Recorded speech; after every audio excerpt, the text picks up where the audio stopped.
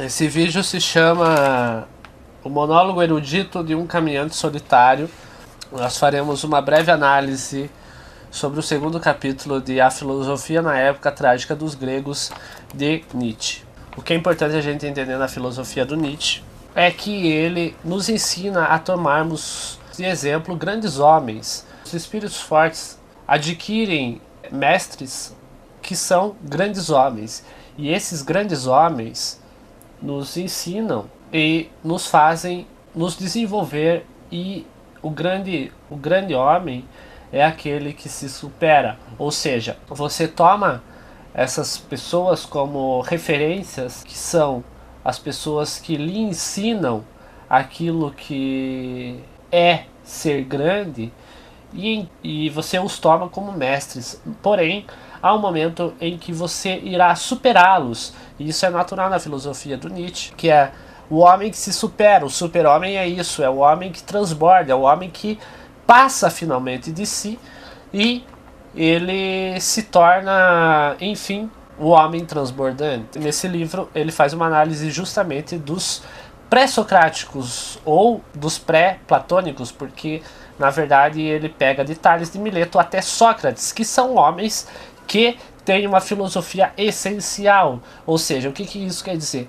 Que é uma filosofia, a filosofia deles é uma essência, é uma síntese, é uma própria forma de vida, no qual Platão vai ser o primeiro filósofo híbrido, segundo ele.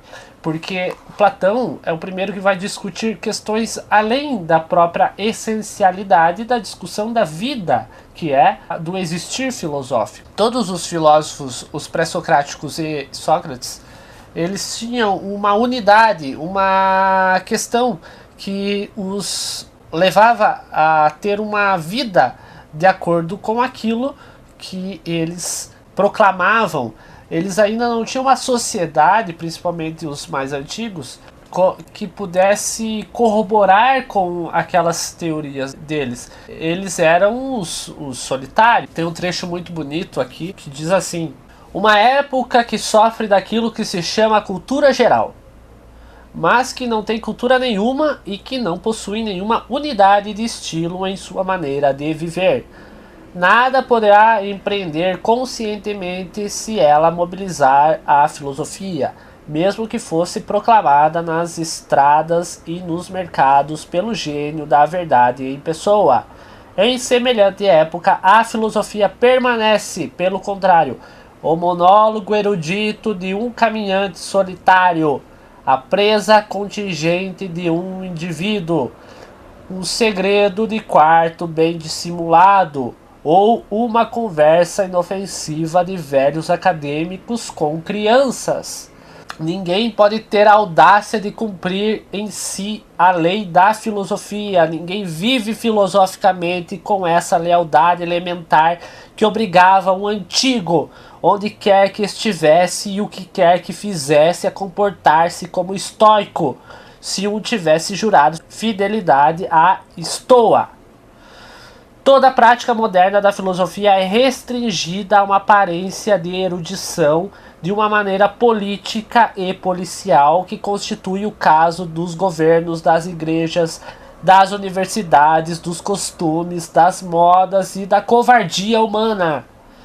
Essa prática filosófica se limita a suspirar, abre aspas, se somente, fecha aspas, ou a admitir, abre aspas, era uma vez, fecha aspas.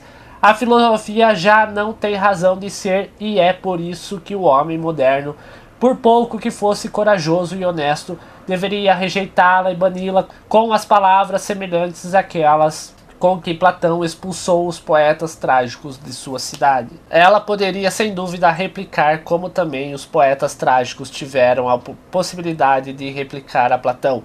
Se fosse obrigada a falar, a filosofia poderia dizer mais ou menos isso: pobre povo, será por minha culpa que devo vagar por todo o seu país como uma profetisa e que tenho de me dissimular e disfarçar como se fosse culpada, e vocês, meus juízes?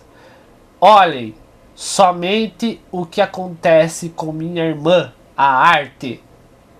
Ocorre com ela o mesmo que acontece comigo. Estamos desgarradas entre os bárbaros e não sabemos mais como garantir a salvação. É verdade que toda justificação nos faz falta aqui, mas os juízes que vão nos fazer justiça deverão julgar vocês também e lhes dirão: tenham primeiramente uma civilização, em seguida aprenderão também o que quer e o que pode. Nietzsche acabava dizendo que a filosofia, para um povo ruim, para os espíritos fracos, para uma sociedade em que está tomada de espíritos fracos e que favoreceu-as e que, assim, ampliou o número de espíritos fracos, que são as pessoas que dependem de moral, que dependem de alguém que lhes diga o que devem fazer. Para essa sociedade, a filosofia só pode lhes causar mal. A filosofia não pode lhes causar nenhum bem, porque eles são uma espécie de... Puta que pariu, como dizer o que são? Porém, essa filosofia que é aplicada hoje, como Nietzsche deixou claro, tanto a filosofia quanto a arte estão sujeitas a uma questão política ou policial. Ele dá os exemplos aqui. Os governos políticos, que é um ideal moral. As igrejas, policial. As universidades, política. Os costumes, policial. As modas, moda é política. Covardia humana é política e policial. Nietzsche está falando o que com isso?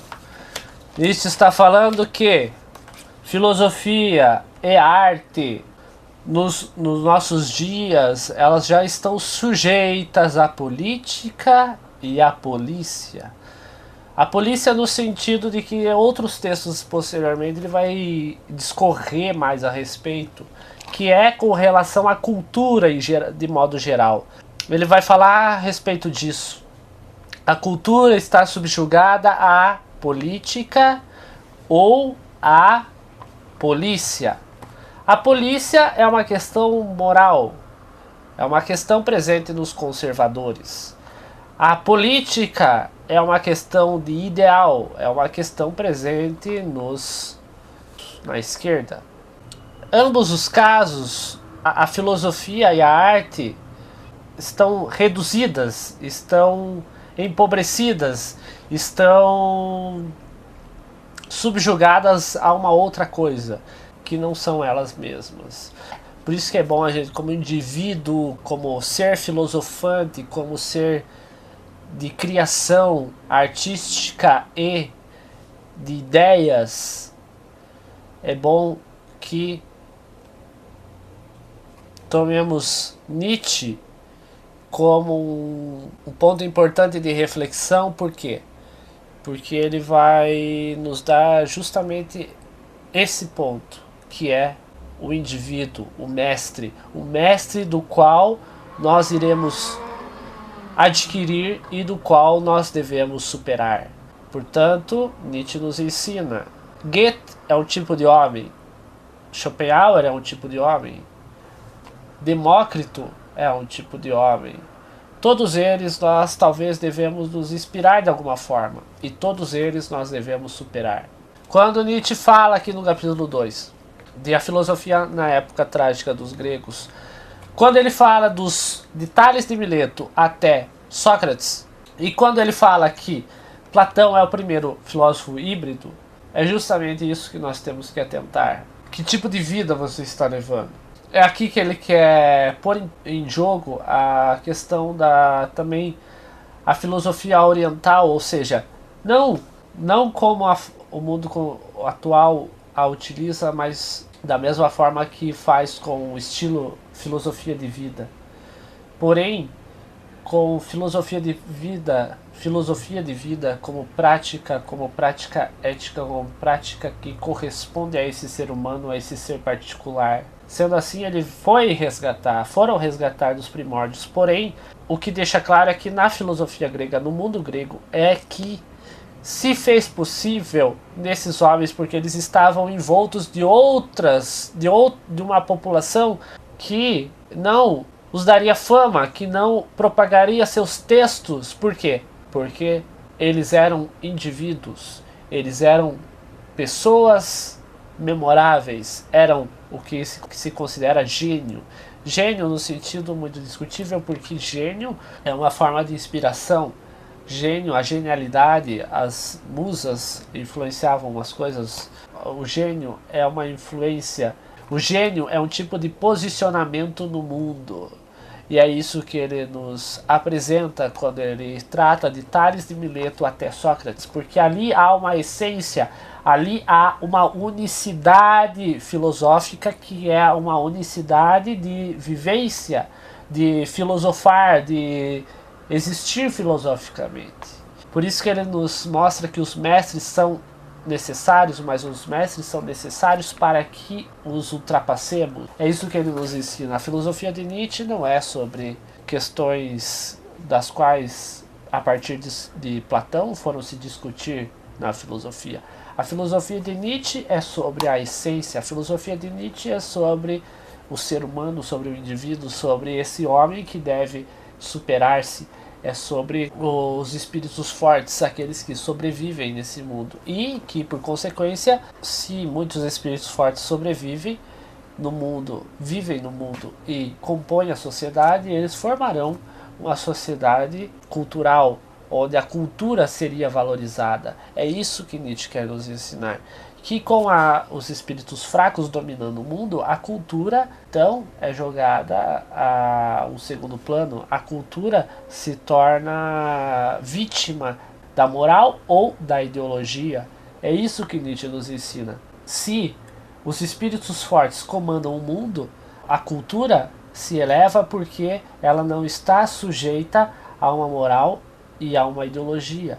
Porém, se os espíritos fracos tomam o mundo, a filosofia, a arte e toda a cultura de modo geral está sujeita a uma moral por parte dos conservadores, dos religiosos, e a uma ideologia por parte da política, daqueles que estão a favor do Estado.